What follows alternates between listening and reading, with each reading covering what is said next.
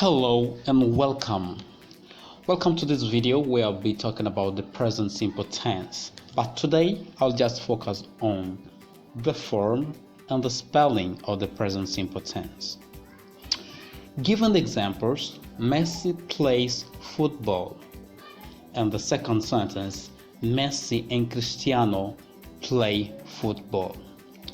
We can see in both sentences we have the verb to play as the main verb of the sentence. However, in the first sentence, the play verb takes an S, whereas in the second, the play remains original without to. These are the different forms that the verb to play can take in the present simple tense.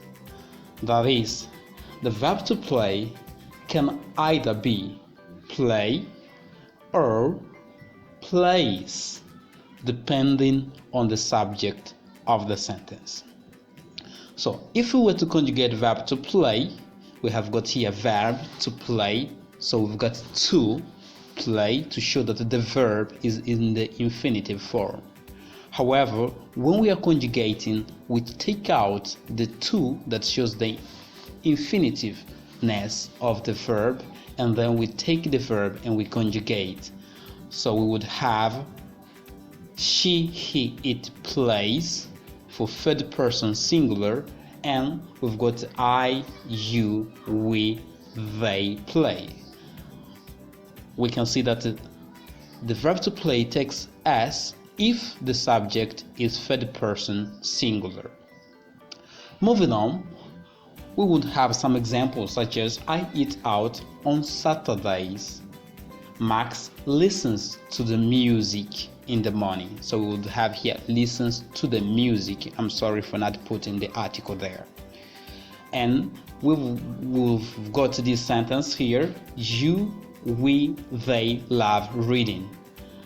We can see in all these examples, only in this second sentence, the verb to listen takes the S, simply because we've got here Max, which is a singular noun, and since it is singular now, we place it in the third person singular.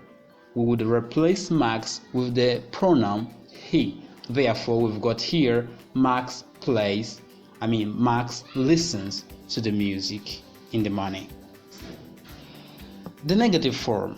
Actually, for making the negative form of a verb in the present simple tense, we use the auxiliary verb to do. Therefore, we can have here for I, you, we, they, we can have do not or don't. Put in a sentence, we would have I don't play football or I do not play football. So we've got you, we, they do not play football or don't play football. So we've got don't here as the short form of do not. When it's the third person singular, so the verb to do, which is the auxiliary verb, carries the tense. It's the only verb that is conjugated. That's why we've got the es that makes the verb to do being pronounced as does. So we've got here he does not play football or he doesn't play football. I see that the T is cut, but we've got a T there, so doesn't play football. You can see that the verb to play continues original without S, simply because we've got the auxiliary verb conjugated in the present simple. Only one verb can carry the tense. In this case, is the auxiliary verb. If we are in an interrogative sentence, question, it's the same thing. We use the auxiliary verb to do for the question. However, it comes in the beginning of the sentence. Is it in the beginning or at the beginning? Normally it's at the beginning of the sentence. So we'd have, do I play football? Do you play football? Do we play football? Do they play football? Or don't I play football? Don't we play football? So this is how the question is made in present simple tense. We use the auxiliary verb to do. In the third person singular as well, we've got does or doesn't coming at the beginning of the sentence. So does she play football? And again, the verb to play continues original without any change. It's only play without s, simply because the verb to do has been conjugated. So the following rule is applied in the present simple tense. The general rule is that if we've got he, she, and it, and we've got the verb without a to, we simply add s. We've got plays, reads, listens. That's the general rule. However, there is an exception. There are situations whereby we've got he, she, and it, then we've got the verb, then we add es. These are special cases. So what are the cases? In case you find a verb ending in o, for example, we've got the verb to go or verb to do, then we add es. So go becomes goes and do becomes does. For example, Martha never does her homework. Martha never does her homework. So we've got the es underlined. If the verb ends in s, such as verb to kiss, so we've got es added, kisses. So we would have he always kisses her. It's important to remember that this change only take place in the third person singular. So we've got if the verb ends in x, such as fix, relax. So we've got here fix, then we add es and it becomes fixes. I would say he fixes cars. He's a mechanic. So if he's a mechanic, of course, he fixes cars. That is, he repairs cars. If the verb ends in sh, such as verb to wash, so we've got here washes. For example, this machine washes cars. Imagine it's a machine that washes cars. Of course, it washes cars. If the verb ends in ch, such as watch, reach, preach, so we add as well es. For example, verb to watch, we could have an example here. He sometimes watches TV. He sometimes watches TV. So following up, still we add es if the verb ends in z or z, and this is the only verb that I know that ends in z. There might be some others, so if you know some others that I don't know, you can share then on the comments below. Please share them. I also want to learn from you. So we've got here verb to buzz. Actual buzz is the sound made by bees, the sound, that's to buzz. So we could say, if we're talking about a bee, only one bee, so we would say a bee buzzes. A bee buzzes. Now, there are situations whereby we've got a verb ending in consonant y. That is, a consonant, y is preceded by a consonant. In that case, we would have some examples such as verbs like try. We can see this situation here.